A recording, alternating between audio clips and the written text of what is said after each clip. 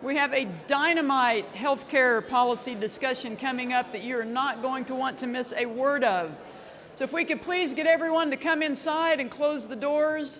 If I could have your attention, then we'll get started. First of all, someone dropped this patriotic red, white, and blue flag bracelet somewhere out near the front of the hotel. Does this belong to anyone? Or we could auction it off, I guess, but oh well, okay.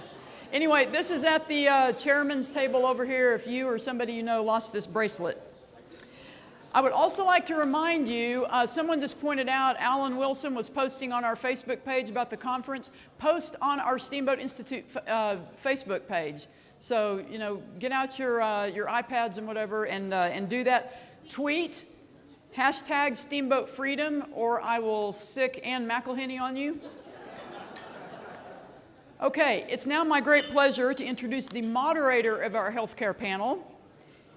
He is not only a former congressman, he is a dairy farmer, buffalo rancher, author, great husband, father, grandfather, and an honorary director of the Steamboat Institute, Bob Beaupre.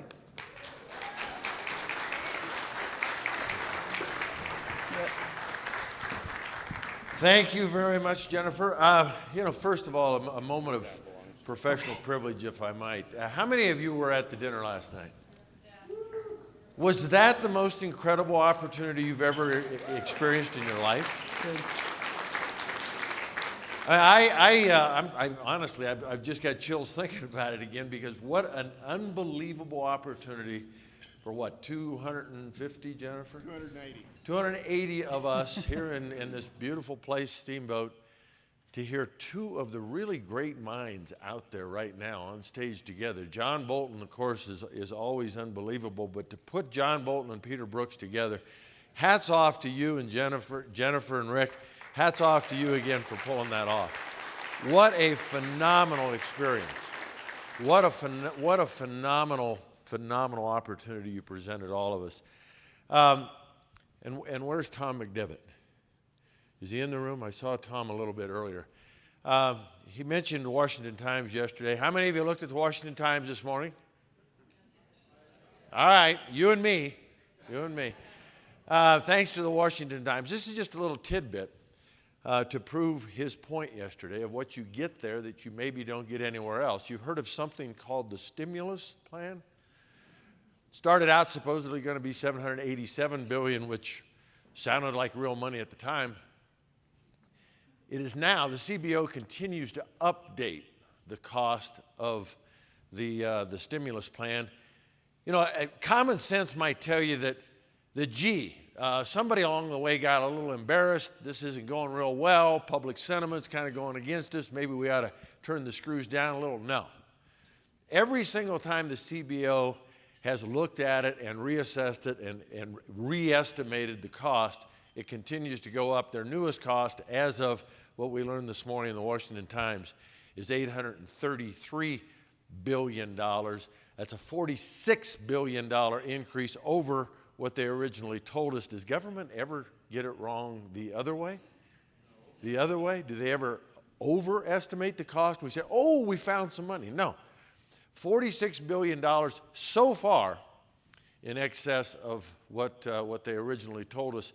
Sooner or later, it will be real money, I guess, when it gets fully to $1 trillion. And lastly, Ernie, you and Matt, wherever he went, my good friend Ernie brought up the housing industry and the problems that government policy has made. I'm going to make the point on that. Claudia and I, my wife Claudia is here with me. And for a good long while, we were running a community bank, and part of that bank was originating mortgages, and our second son, who now runs our buffalo ranch over the top of the hill, was actually doing mortgages at the time, so I'd communicate with Jim from time to time. And like me, he saw the crisis coming. He said, I just can't believe the stuff they're telling us that they will underwrite and buy through Fannie, Freddie, the various government agencies. So he'd share this with me from time to time, and every morning he'd say I'd have some new program, something else that they're willing to buy, and it was always with more relaxed underwriting standards, more questionable loans, that the government was guaranteeing and telling bankers, you will make them. So one morning he calls me, this is the classic. One morning he calls, he said, Dad, you're never going to believe what's in the fax machine this morning. I said, what is it? He says, something from Freddie Mac that says they will buy all we can originate of a product they're now calling a NINA loan. Anybody know what a NINA was? NINA, N-I-N-A, no income, no assets. Seriously. And they'll buy all of them that could be originated. No income qualification, no asset qualification. If you can sign your name and you got a pulse, you were going to get a loan, and the government was going to buy the loan and guarantee it. And we wonder why a few of them went bad. And so I guess that's partly why yesterday my newest best friend, Bill Black, the professor, why I got ruffled a little bit when he said it was all the private sector's fault that somehow this financial problem hit us in the face and we are where we are. Well, all that aside, we're here to talk actually about something else, a tale of two healthcare realities, and boy, are we primed for that. To help us do that, let me invite you to help me welcome to the stage, first of all, Sally Pipes. Sally Pipes is maybe as notable, as familiar a face in healthcare public policy as anybody in America today. She's president and CEO of the Pacific Research Institute. As I mentioned, she is a very familiar face, in fact, maybe the most familiar face relative to healthcare public policy. If you're watching television, if you happen to listen to radio, if you're picking up a newspaper or a magazine, you're going to see Sally Pipes' healthcare public policy everywhere because she is a renowned expert. She was an advisor to Rudy Giuliani in his presidential bid 4 years ago. Rudy's a good friend of mine as well. And maybe most interesting to all of us, she debated the infamous, and I did say infamous, Paul Krugman in front of 270 million people worldwide. My goodness. And I'm sure she kicked his you-know-what, too. Thank you, Sally. She's also married to a gentleman whose name we just heard a minute ago, the very renowned Charles Kessler, he of Claremont and McKenna fame, who on September 11th will come out with his newest book, I Am the Change. Please welcome to the stage Sally Pipes.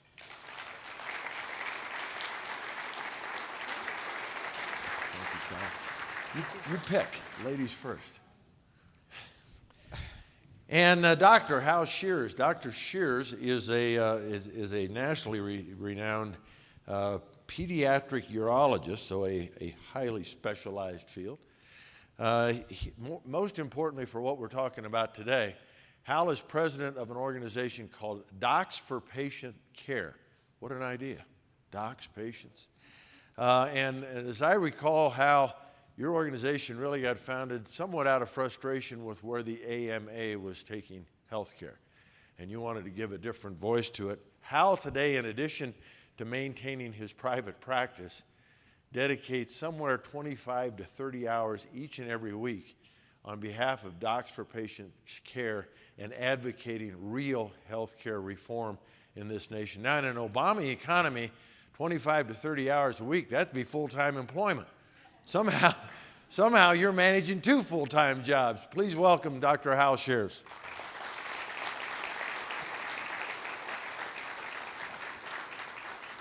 And last but certainly not least, a man you've already met and a good friend of the Steamboat Institute, Alan Wilson. Alan Wilson is the Attorney General of the great state of South Carolina.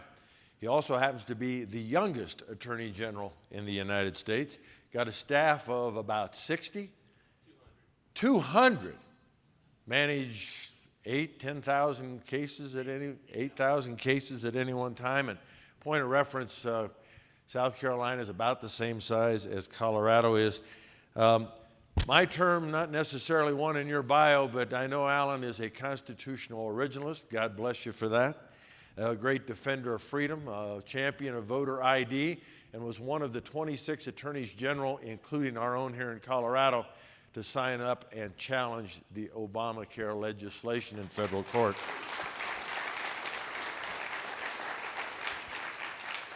Something very unique about Alan and his family. I served, by the way, and you'll recognize this gentleman's name. Alan's father is Joe Wilson. Congressman Joe Wilson. That Joe Wilson. He lied, Joe Wilson. God bless him.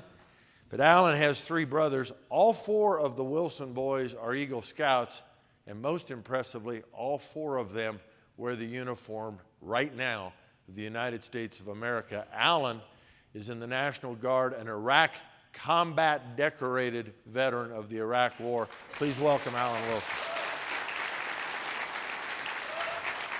God bless you. You bet. Where you want to sit? Why don't you take that one? I'll look at you. All right, we are going to undertake this significant challenge of trying in about an hour or less to discuss the tale of 2 healthcare realities, because clearly we are on we are at a fork in the road relative to healthcare in the United States of America. It's going to be one way or the other, and I know all 3 of these people have pretty clear ideas as to which path that ought to be on, but maybe the consequences if we happen to take the wrong fork. We're going to begin with the scholarly legal opinion and the very expert opinion from our Attorney General from South Carolina, Alan Wilson. Mr. Attorney General. Thank you. I was looking at the title a moment ago. It says A Tale of 2 Healthcare Realities. I would like to rename it to A Tale of 2 John Roberts. When you look at the Chief Justice that we got and the one that we ended up with, you see 2 different realities. And I have a lot of respect for Chief Justice Roberts. I'm not going to use this as an opportunity to tear him down, but I am going to take an opportunity to poke him a little and to say why I'm disgusted why the court came to the conclusion that it did. But let's be frank. While overall I consider the Affordable Care Act lawsuit a loss because in the end they're actually implementing the Affordable Care Act, there were many victories that we don't talk about. First, the court gave us everything we asked for. We asked for them to, on the Anti-Injunction Act, to rule that it did not apply. The Anti-Injunction Act basically is an old law that says if the Congress passes a tax, the issue is not right for the court to hear until you pay the tax. Well, we don't start paying the tax, I say that with air quotes around it, until 2014. The court agreed with us against the government's position that this is not a tax as it relates to the AIA. Then the court went and the court agreed with us on the Commerce Clause. It says that if you read the Constitution, Article 1, Section 8, Clause 3, it says Congress has the power to regulate commerce, not create commerce by shoving people into the stream of commerce, by forcing them to purchase health insurance. The court agreed with what the 26 states in the NFIB asked for. By the way, a footnote to that. If everyone here is, because you're here, your IQ is, I'm going to assume your IQ is higher than the average person because you're engaged and you're interested in these issues. We all heard of the court packing plan under FDR, and that was a high water mark or a low water mark, depending on your perception and your view of the court's interpretation of the Commerce Clause. Up until FDR's administration, the court was very restrictive in what it would allow what it would allow Congress to do under the commerce power. It was only after FDR threatened to add members to the court, pack the court under his packing plan, that the court did a 180 U-turn, and in the last 80 years, the court has gone extremely liberal on its view and its interpretation of the Commerce Clause. This is the first time in over 8 decades that the court has actually rolled back the powers of Congress under the Commerce Clause. I'll come back to the individual mandate in a second, but the court agreed with us on the Commerce Clause. So that is a plus, because, I mean, to have lost that would have basically, we might as well have just carved out Article 1, Section 8 of the Constitution, because we're no longer a government of enumerated powers. If Congress can compel commerce, it can compel and make you do anything. Then there's the Medicaid expansion provision, or the argument that we made, and the court agreed with us. Basically, in a nutshell, and I'm not going to get into the weeds of it, but you know, the states entered into an agreement with the federal government 40 some odd years ago, and we agreed to accept money in exchange to join this federal program, the Medicaid program. And then Obama comes along, passes a law that says you have to expand Medicaid. And if you don't expand Medicaid, the provisions of Medicaid at the state level, we're going to take away all your old money, the money we've already promised you. We've already contractually obligated ourselves to you. And the court said, no, you can't use already committed money over the last 4 decades to beat the states over the head and compel them. You can incentivize them, but you can't force them. I think one justice talked about this decision that the government was giving the states was akin to a mugger coming to you in a dark alley and saying your money or your life. That is not a real decision. That's not a real decision at all. And that's kind of what they were saying. Expand or we're going to blow you out the water. That wasn't a decision. The court agreed with us. The court agreed with us on the necessary and proper clause and their interpretation. The court, unfortunately, disagreed with President Obama as to whether or not this individual mandate was funded by a penalty or a tax. We found it interesting that for purposes of the Anti-Injunction Act applying, that the court said this is not a tax, therefore we can hear the case. But for the purposes of the constitutional enforcement, it is a tax. I wrote down a couple of quotes here in the dissent. Who here has read the dissent or has even read the opinion? Read the opinion, but make sure you read the dissent. And by the way, I could kiss Justice Kennedy on the mouth. I mean, brilliant. He's, John Roberts said that he found a way to find this law legal, constitutional, because Congress has the power to tax. Kennedy was very astute when he said, the issue is not whether Congress had the power to frame the minimum coverage provision, the individual mandate, as a tax, but whether it did so. See, they pitched this because they're not raising taxes on us. They're penalizing people for not buying insurance coverage. And so it was amazing. The cowards in Congress said, this is not a tax, this is not a tax. Then they got sued, they ran to the court, and they said, oh, this is a tax, this is a tax. And then the second the court agreed with them, the 2 days after, what did President Obama say? It's not a tax. So look at the dangerous precedent that's been set. Future Congresses will now say, hey, we don't have to face the public by passing a tax. We'll just call it a penalty and then go to the court and say we have the ability to tax. And even though we didn't call it a tax, even though we said it wasn't a tax, even though we framed it as a penalty, we'll call it a tax at court, but not to the American people. And that's what the cowards in Congress did. I wanted to say that don't be disheartened. And this is my closing thought on my opening remarks. Don't be disheartened. People have asked me this week, are you depressed? Do you feel like you're climbing a hill? Do you just feel beat down? I say, no, I don't. Because as leaders in our movement, and I always say leaders don't have problems. Leaders have challenges and opportunities. And I'm imploring you today to be a leader. This is a challenge and an opportunity for us to shine. You shine brightest in the dark. And this is an opportunity for us to collectively stand out and send a signal to President Obama. First, we repeal and replace Obama, then we repeal and replace the Affordable Care Act, and then we go forward. But they talk about a 100-year plan. The 100-year plan of the 5 tenets, the pillars of this institute. And that's what we need to get behind. This is a temporary setback. It is a temporary setback, but it is a glowing reminder that elections have consequences. And President Obama has 2 members of the court. Remember what he said last night, what John Bolton quoted him as saying last night when he spoke to President Medvedev. He'll have more flexibility after this next election.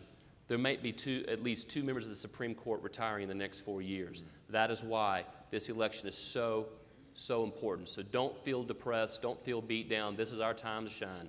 Thank you very much for allowing me to be here. Thank you, Alan. Thank you.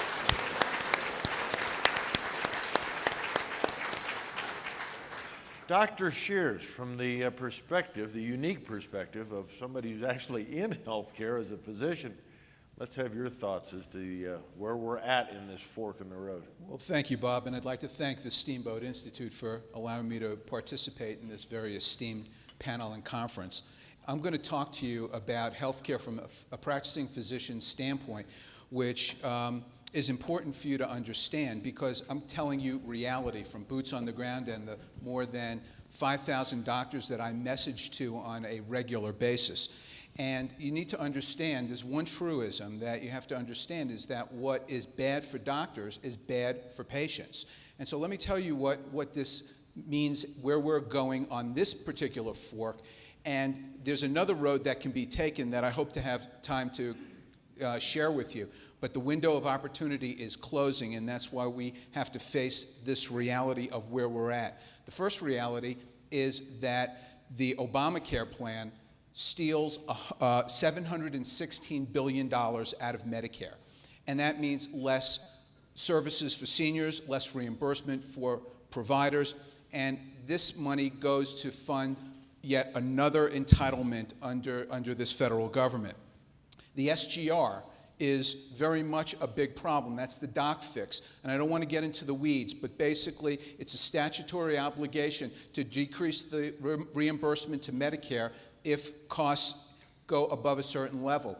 And that has never happened because of fear that doctors would stop taking Medicare, so the can constantly got kicked down the road, and now the bill is up to 30%, and that bill is coming due on January 1st. 30% decrease in physician reimbursement on Medicare.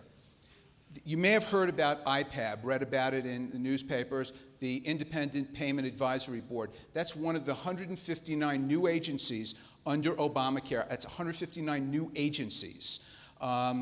This one is probably the worst because their only role is to decrease reimbursement for Medicare, initially to just physicians because that's all they can do, because the Hospital Association cut a deal where they're exempt until 2020. So it only means physician reimbursement decrease. How much? We don't know, but we have some glimmer of what that might mean because MedPAC, the Medicare Payment Advisory Committee, which is an advisory committee right now, but will basically morph into IPAB, MedPAC has suggested a 50% decrease to specialist reimbursement, 30% to primary care over the next 10 years. So what does this mean in terms of the private insurance market? Well, private insurance is very much tied into what happens in Medicare because most insurance companies tie their reimbursement to that. So that means they're going to have the license to arbitrarily decrease reimbursement to physicians. And I think that one of the speakers in the last session said doctors pass that along. Doctors don't pass that along.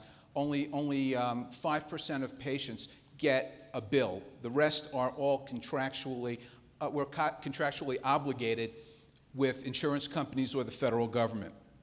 So doctors are going to be unable to meet their overhead. And how are they going to respond? Well, first by downsizing, firing people. Millions of jobs are going to be lost in the healthcare sector. That means services to patients are going to suffer tremendously. Doctors are going to close their practices. We're seeing it already, but that's going to escalate.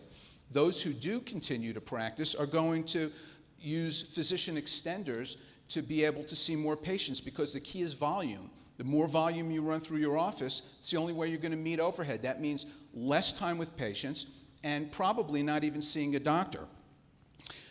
On this path, there's going to be more regulation on doctors' behavior coming from Washington. From the 159 new agencies that I mentioned, healthcare information technology, the electronic medical records that everybody is told is going to be, the panacea for all of our problems. It's a tremendous boondoggle, and what it is, it's a way to track behavior of physicians and push them in the direction that the federal government is mandating us to go in. And for those who decide to do the right thing, there'll be harsh penalties for those who buck the system. And physicians are, under this law, required to give away care, and physicians have to assume all the responsibility. And so all the risk that some of the bad decisions of the federal government coming down all fall on the backs of the physicians. The Affordable Care Act is heavily weighted toward a new system that we can go into in question and answer called accountable care organizations, which is basically HMOs on steroids. You remember the capitated HMOs back in the 1990s, how great that worked out for everybody. This is going to be worse. This gets worse. I'm sorry to bring everybody in this room down. I'm starting to feel sick. Yeah. We have a doctor. The Affordable Care Act. Is there a doctor? Any What doctor about in the me? house? The Affordable Care Act outlaws the ability for physicians to augment their income from the decreasing reimbursements that they're going to be seeing from the work that they do one-on-one with patients. So surgery centers, physician-owned hospitals, laboratories, testing facilities, all gone.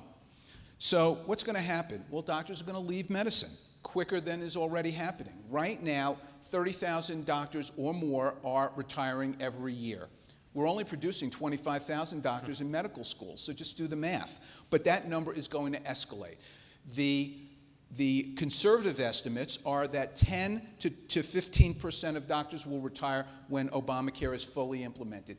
And that, people throw around statistics, but what does that really mean in terms of doctors? That's 90,000 to 135,000 doctors at the prime of their careers. The best ones, they're going to go, they're going to leave, because it's just not going to be possible for them to stay in practice. And some of the reports bring that number up to 30 to 45%, and 45% was from Investors Business Daily.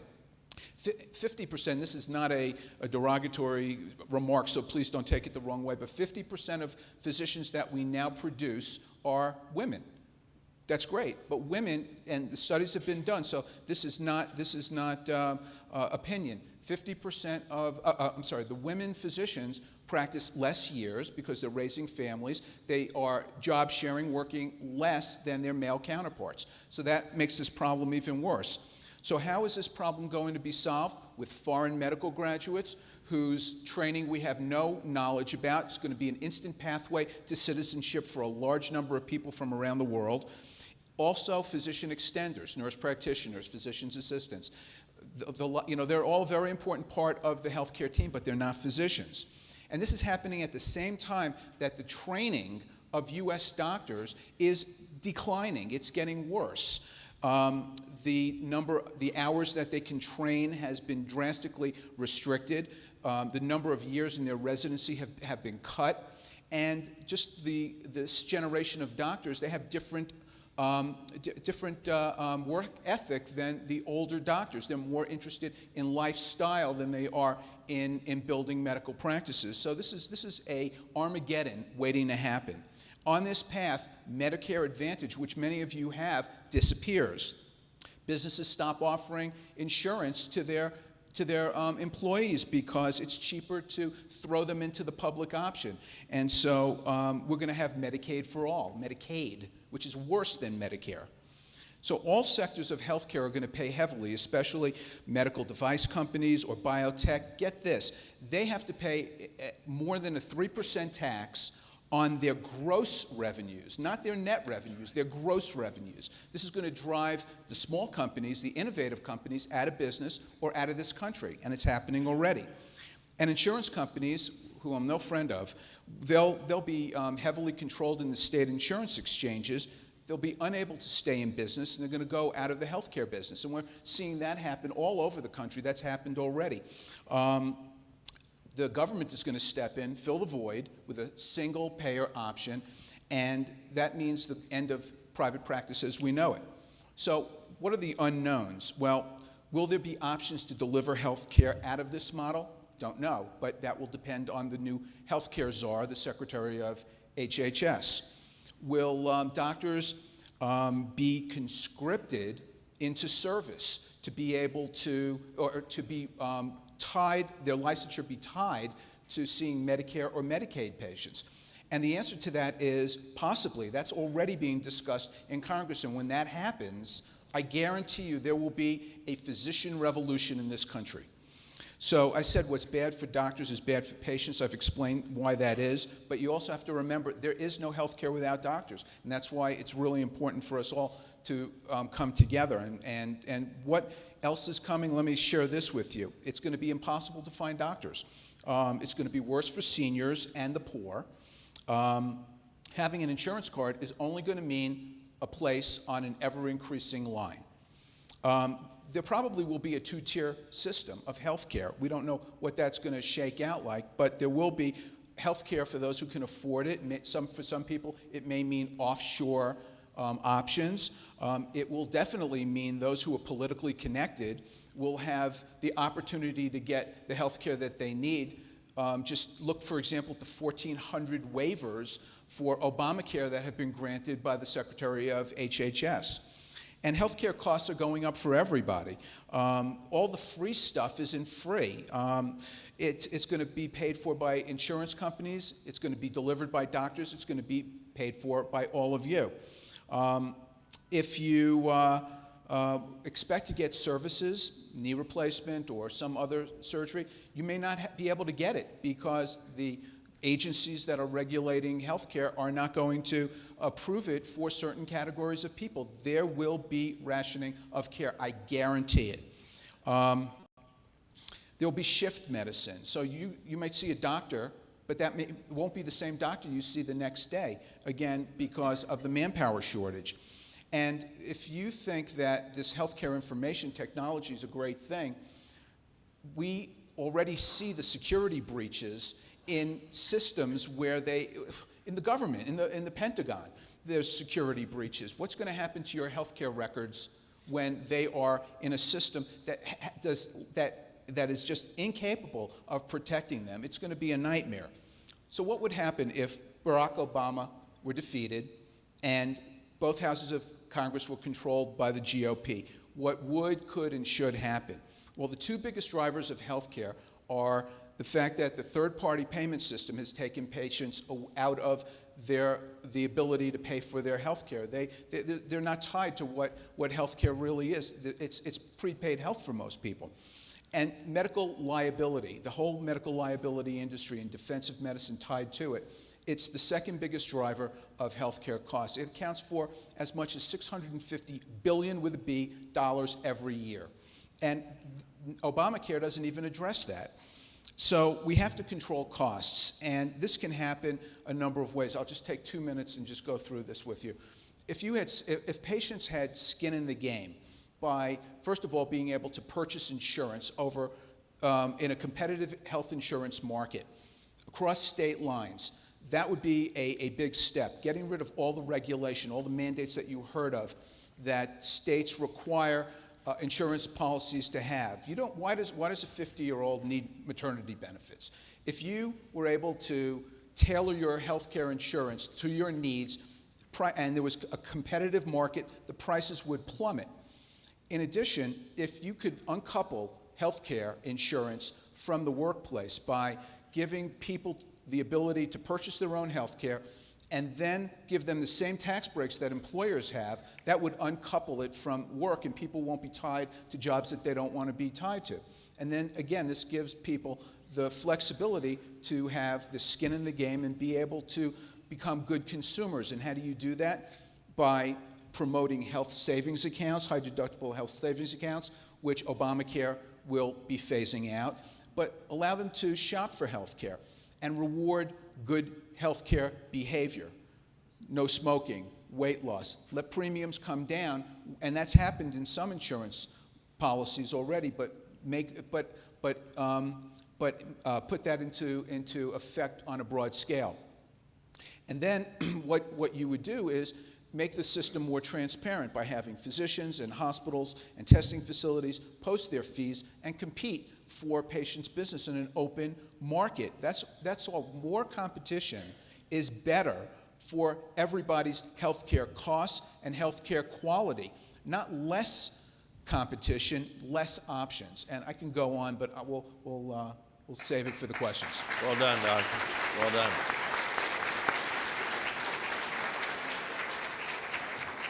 In my introduction to Sally Pipes, I failed to mention one other important factor. Sally Pipes was born a Canadian, but in 2006, you became a naturalized American? I did, yes. President Sally Pipes, tell us what's going on in the world of healthcare public policy. Well, I'd like to thank the Steamboat Institute for inviting me here today and to be part of this panel. And Hal's an old friend, and we're in the battle together. This really is a battle. On March 23rd, 2012, the Affordable Care Act celebrated its second anniversary, and I'm hoping it is the last anniversary of the Affordable Care Act. 54% of Americans want to see this health care law repealed and replaced. And that statistic has been common since the law came into being. You are the people who are going to have to get out there and be active, because people on the other side, Families USA, the Center for American Progress, Healthcare America Now, all of these organizations are out fighting to keep this law. So you are the people who are going to have to fight against it, because if it comes into being, if it's not repealed and replaced, we are going to have it forever. I like to say understanding healthcare is similar to unraveling an onion. There are many layers and many tearful moments. All of us want affordable, accessible, quality care. The question is, how do we achieve that goal? And there are two competing visions for healthcare reform. One, which relies on empowering doctors and patients, which Hal talked about and which I am in favor of. The other relies on increasing the role of government in our healthcare system through increased taxes, mandates, subsidies, and controls on insurance companies. This is what President Obama wanted with the Affordable Care Act. It's what he got, and I think his ultimate goal is what the late Senator Ted Kennedy called Medicare for all. In America today, we spend about 18% of our gross domestic product on healthcare, 1/5 of our economy. Everyone says it's too much. I don't know if it's too much, maybe it's too little. After all, impatient Americans, like myself now, we want the best and we want it now. And as Bob said, I'm from Canada. I grew up under a single-payer system. Private health care in Canada is outlawed under the Canada Health Act. Canada spends 11.4% of GDP on health care. But what does that mean? The government sets a global budget and says, that is what we're spending on health care. What is the result of that? Ration care, long waiting lists for care, and lack of access to the latest treatment and technology. My mother, in June 1995, called me and said, she lived in Vancouver, I have colon cancer. I said, well, Mom, how do you know you have colon cancer? And she said, I just know I have it. I said, well, have you been to the doctor? No. So she called up her GP, general practitioner, and went, and he felt around her stomach and said, well, I don't think that you have colon cancer, but we'll do an x-ray. So my mom called and said, I had an x-ray done, and I don't have colon cancer, but I think I do. So I said, well, Mom, you don't detect colon cancer with an x-ray. You need a colonoscopy. So my mom called back and said, my daughter said, I have to have a colonoscopy, the impatient American. And so he said, well, I'm sorry, but you're a senior, and at your age, you can't get a colonoscopy because we have so many people waiting 8 to 10 months to get a colonoscopy who are younger and who have serious problems. So my mom, being a nice Canadian, said, well, that's the way it is.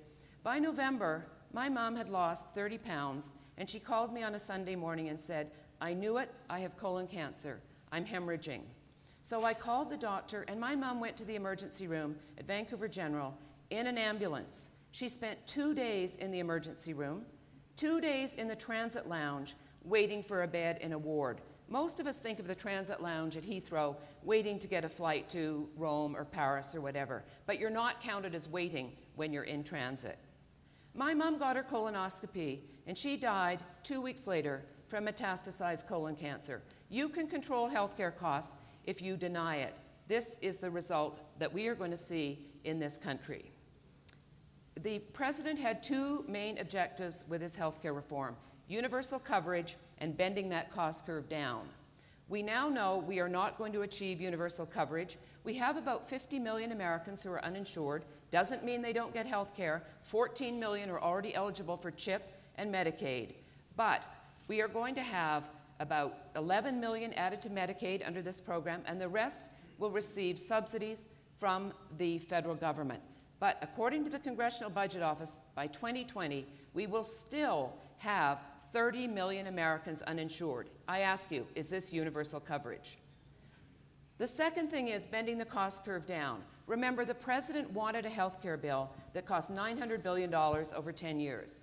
The CBO costed it at $940 billion over 10 years. Well, the CBO has just come out and said the Affordable Care Act from the decade 2012 to 2021 is already at $1.76 trillion. That's almost double the original estimate. I and many other economists believe that this health care law, unless repealed and replaced, is going to cost about $2.6 trillion over the decade 2014 to 2023, because the cost drivers don't come into effect until 2024. Medicaid expansion, employer mandate, individual mandate, state-based exchanges, insurance companies not being able to discriminate based on pre-existing conditions, and no lifetime caps. So we're going to be looking at something that costs about $2.6 trillion over 10 years. And remember Medicare, when it came into being in 1965, 47 years ago, Lyndon Johnson, The Great Society. It cost $3 billion in the first year. They predicted it would cost $12 billion by 1990. In fact, Medicare in 1990 cost $110 billion. So why would I even respect the number of $2.6 trillion? So we're not going to have universal coverage. We're not going to bend the cost curve down. Hal talked about a number of the solutions that I have in my new book, the PIPES plan, the top 10 ways to dismantle and replace Obamacare. Empowering doctors and patients, changing the tax code, allowing people to buy insurance across state lines. I want to talk briefly about Medicare. Remember Nancy Pelosi? She is the congresswoman from my district where I work. Fortunately, I don't vote in San Francisco. But she has said over and over again, if we make the changes that Paul Ryan is talking about to Medicare, Medicare patients are going to be dying in the streets. Well, Hal mentioned the CBO has re-estimated the amount that Medicare is going to have to be reduced, $716 billion over 10 years. That's up from the $500 billion they estimated originally. If Nancy Pelosi, remember, we have to pass this bill so that we can find out what's in it. Well, perhaps she should have read the bill so she could find out what's in it. Tremendous reduction in the ability of seniors to get their health care. And the Medicare trustees and the Congressional Budget Office have both predicted that Medicare will be bankrupt by either 2022 or 2024. Today, we have 47 million Americans who are on Medicare, and we think that 1 in 3 are already having a hard time finding a doctor. So Medicare has to undergo some changes because it costs $500 billion a year today, and it's going to cost, according to the CBO, $1 trillion in 2022. So Nancy Pelosi, people are going to die in the streets if changes are made. They are going to die in the streets if changes aren't made. Paul Ryan's plan, which he has amended, people will be today, people at age 55 can be able to stay on traditional Medicare. By 2023, people who are now 55 and older and younger will be able to get traditional Medicare or get premium support. We need means testing. We need raising that eligibility age from age 65. Right now, under Ryan's plan, it would go to 67 by 2034. But Medicare will be bankrupt by then. Let's raise the eligibility age now, because when that program came into being, Americans only lived to age 65. Today, they live to age 79. So those are some of the things that I believe in. I ask you, who do you want to be in charge of your health care? An HMO bureaucrat, a government bureaucrat, or do you yourself want to be in charge of your health care? Danny Williams, the Premier of Newfoundland, when he was diagnosed with a heart problem, he went to Mount Sinai Hospital in Miami, Florida, and paid out of pocket for his heart surgery. He came back to Newfoundland, and the Canadian media said, how could you possibly leave this great country and get health care work done in Miami? Danny Williams said, it's my heart, it's my health, it's my choice. Universal choice is the key to universal coverage in this country. If we do not repeal and replace Obamacare, we are on the road to serfdom in this country. We will not be able to find an off-ramp. 2016, it will be too late. As my dear friend P.J. O'Rourke says, if you think healthcare is expensive now, just wait until it's free. Thank you.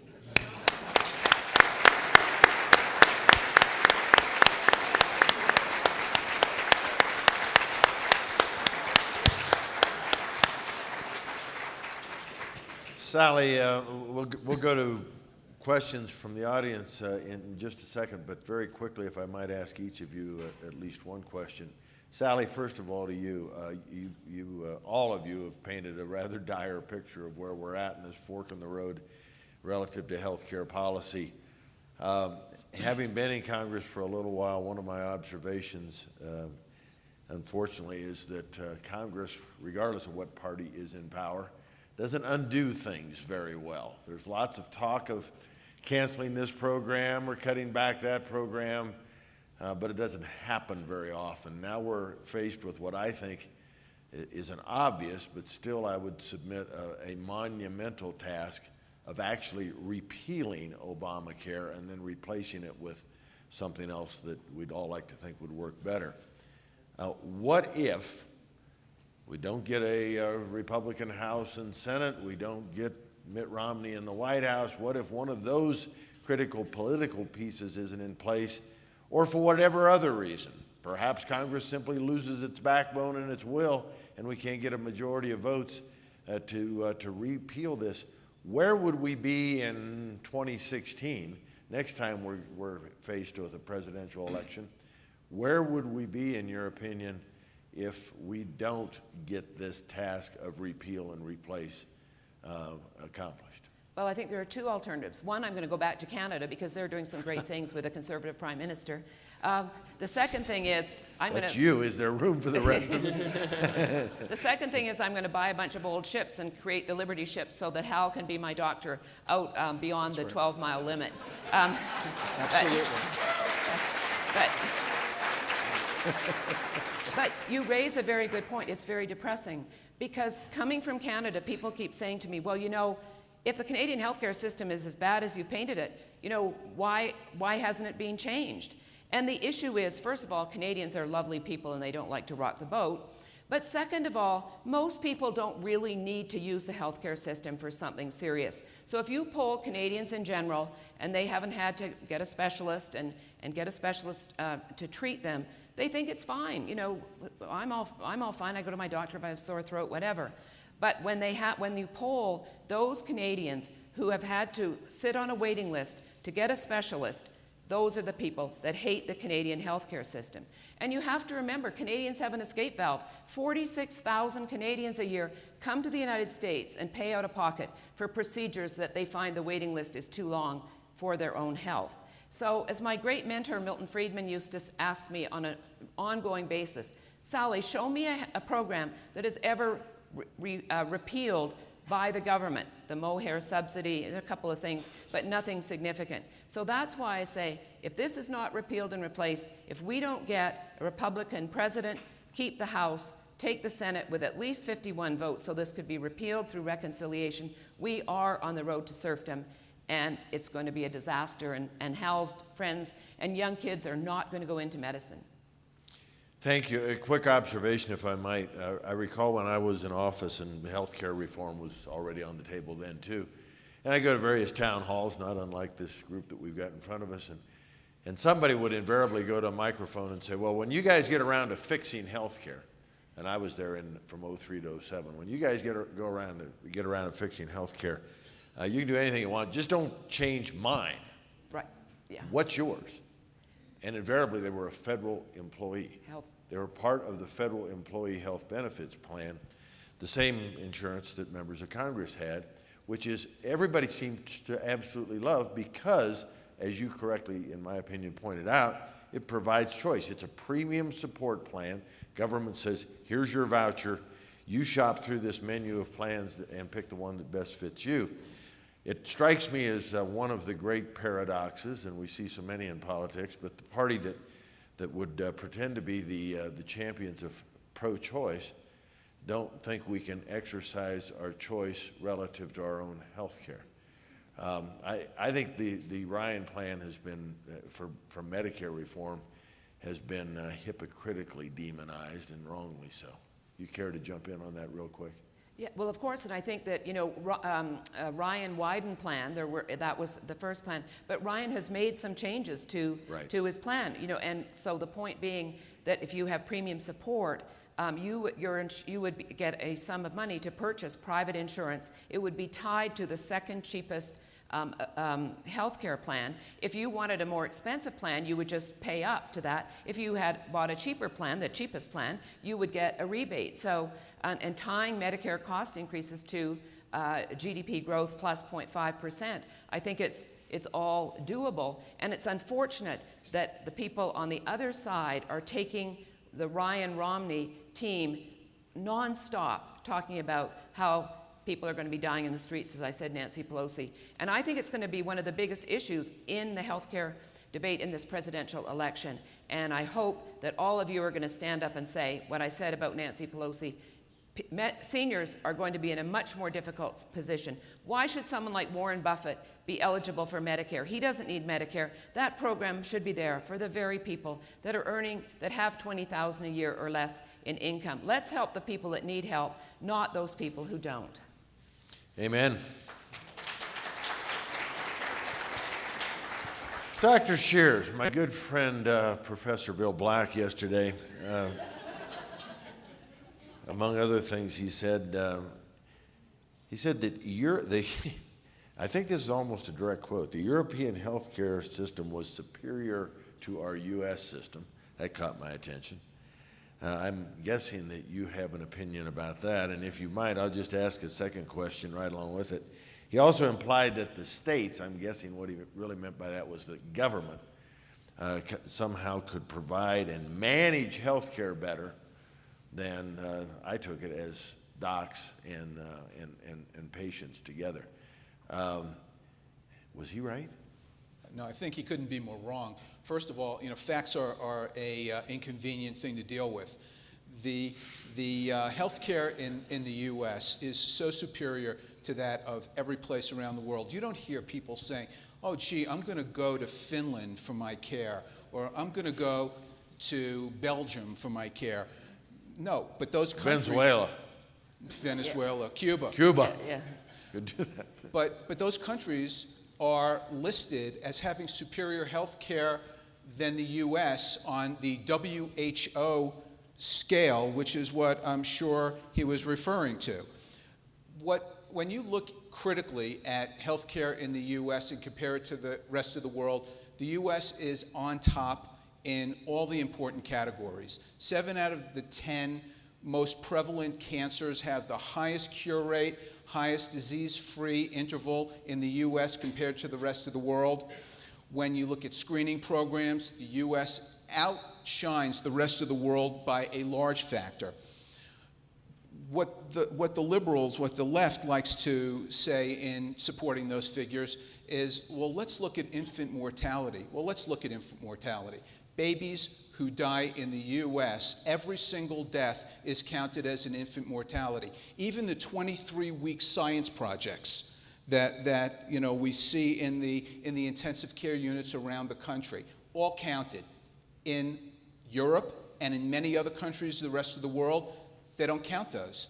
In fact, they don't count a death until 3 months full term after they're born. So, of course, their numbers are going to look better than they do in the U.S. So, you have to really critically go into these figures. If you want to look at death rates higher in the U.S. When you subtract out homicides and auto accidents, U.S. highest survival than the rest of the world. So, I think you have to really be realistic about what you're looking at. Everybody is banging down the doors to come to the U.S. for their health care, banging on the doors to get trained in the U.S. So, I think that, you just have to look at the facts and face reality. As far as states doing a better job or government than you are capable of doing or doctors are able to manage, that's just nonsense. Now, some states can manage health care like Medicaid better than other states. If you look at a state like Indiana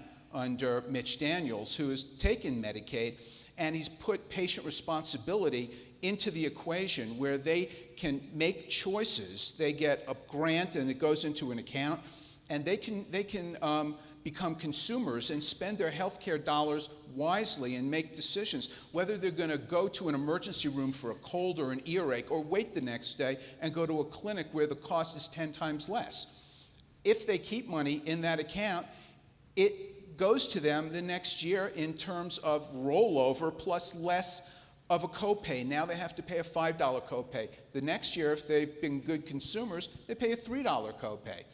A state like Tennessee with TennCare, they ran that into the ground. And I think that there's definitely differences in how states manage things, but it comes down to personal responsibility, to having skin in the game and having people in charge of their own health care decisions. You know what's best for you and for your family, not a bureaucrat in your state government or, God forbid, in Washington, D.C. Thank you, Doctor. Mr. Attorney General, you spoke very well and framed, I think, the ruling, the consequences of the Supreme Court ruling. I'm concerned. I was certainly pleased, I guess, that that if they were going to find Obamacare constitutional, the good news is they didn't use the Commerce Clause to defend it, but curiously enough, they used the taxing authority powers of the federal government to do it. I'm one of those who's worried that we just saw an enormous expansion of the power of the federal government. If that is the case, one, to opine on that, and secondly, is there a legislative opportunity, is there a legislative means within Congress or the people to fix that, to tighten back up what I think the Supreme Court in this decision just loosened greatly? Remember what I said earlier, that they didn't take the Constitution and expand the powers for Congress. What they did, the majority, Justice Roberts writing for the majority, is, and I even wrote the quote here because I didn't want to forget it. It says, to say that, this is what the dissent said, to say that the individual mandate merely imposes a tax is not to interpret the statute, but to rewrite it. That's correct, but I'm going to go one step further. Chief Justice Roberts and the majority writers, when they passed this under the tax power, they didn't rewrite the statute. They rewrote the facts to justify the conclusion. They had to disagree with the facts that were presented to them, and that's that a penalty was passed, but they said, no, we're going to go ahead and call it a tax. It goes back to my original argument. For purposes of avoiding the Anti-Injunction Act prohibition, making it right, they had to say, this is not a tax. So you don't have to wait to pay it in order for us to hear the controversy. But for purposes of constitutional enforcement, we're going to say it is a tax and give you the tax power. So they didn't expand Congress's power, in my view. They just completely ignored the facts. They didn't apply the facts to the Constitution. Now, some people might disagree with that analysis, but had they actually applied the facts as they were given to them, because they're an appellate court. You can't make up your facts when you're the appellate court. They had received the facts and applied the Constitution strictly, then they would have struck it down under the tax power. So that is one of the concerns I have. The second part of your question was, is there a way to legislatively fix it? I'm in the executive branch of state government, and I believe that there's a new evolution in the attorneys general, because never we had a federal government that has expanded so much, whether it's under the EPA, the NLRB, the Justice Department, with Obamacare, Dodd-Frank. I'm focused on enforcing and protecting and defending the Constitution. The legislative fix is more for members of Congress. Repeal and replace is the only avenue I see right now for purposes of getting this thing struck down finally. We have taken the fight to the courts. The courts have given Congress their prize under the tax power. But I do, if I may bootstrap one thought to this, because I don't know if I'll get a chance to say it again. I enjoyed listening to y'all talk about the policy implications, and I really loved, what I loved yesterday about the debate was talking about unintended consequences. I'm a huge fan of Thomas Sowell. Anyone ever read his books? Highly recommend you do it. I took what Thomas Sowell writes about, and I applied it to this, and I went and spoke to some members in the health insurance industry. And one of the unintended consequences that I thought was really interesting was they tell us that there's an age rating ban that basically the free market says that someone in their 60s is going to pay, by market conditions, 6 times in premiums what someone in their 20s will pay for health insurance. So Obamacare comes along and says, we're going to save senior citizens from having to pay that much, or we're going to cap it at 3 times. So now 60-something-year-olds can only pay up to 3 times what a 20-something-year-old pays. So they've cut it in half. What's an unintended consequence of that? Insurance companies have to absorb that cost somewhere. So what do? They raise the insurance cost on what? 20-year-olds. Thereby doing what? Raising it on seniors, because it goes up. The three times goes up. So the floor rises, so does the ceiling. So both seniors and folks in their 20s are paying something. Now that 25-year-old's paying, I think I've seen projections somewhere in $7,000 a year in the next 4 to 5 years. Right. Yeah. I'm using round numbers. That 25-year-old's now paying $7,000 a year 5 years from now for health insurance premiums, or they could pay a $695 penalty.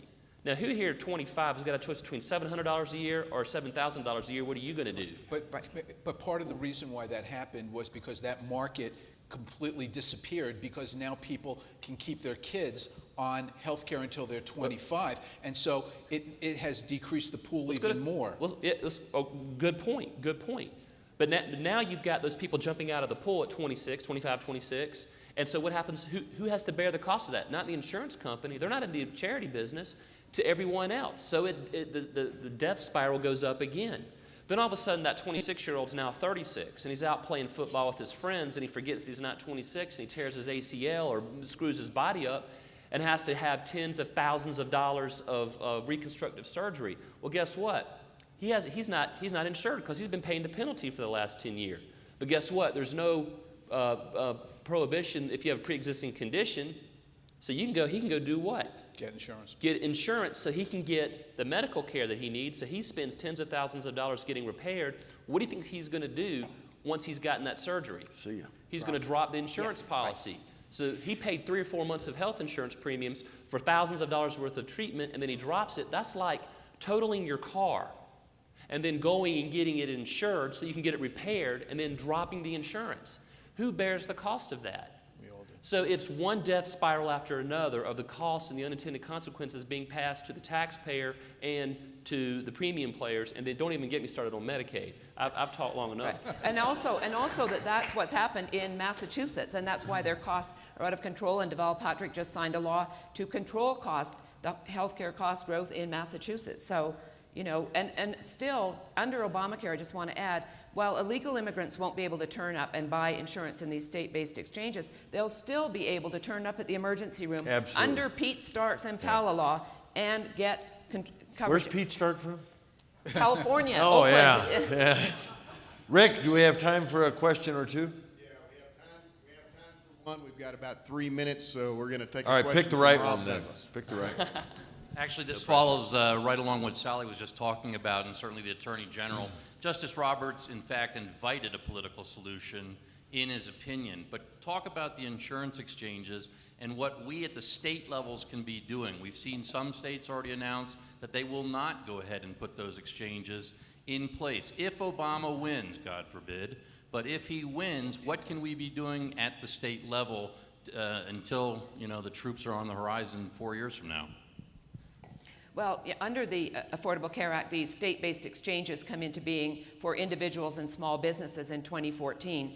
We've just seen that 7 states have said they're not going to set up the exchanges. Louisiana, Texas, Florida, Indiana. So, the Obama administration and Sebelius are getting very, very upset about, and they're offering more money. California was the first state to take the money from the feds to set up their exchange, and here we are in August of 2012, no exchange has been set up. Peter Lee is having a terrible time. He's just hired Accenture, the management consulting firm, to see how the exchange can be set up. So I think the exchanges are terrible. The essential benefit plan within each exchange is going to make it difficult for a lot of insurance companies to be able to offer a plan based on what they're going to be able to charge. And I think this will be the ultimate crowding out of insurance, and then the move to a single-payer Medicare for all system. If I may jump in also, the federal government is extremely nervous because they are incapable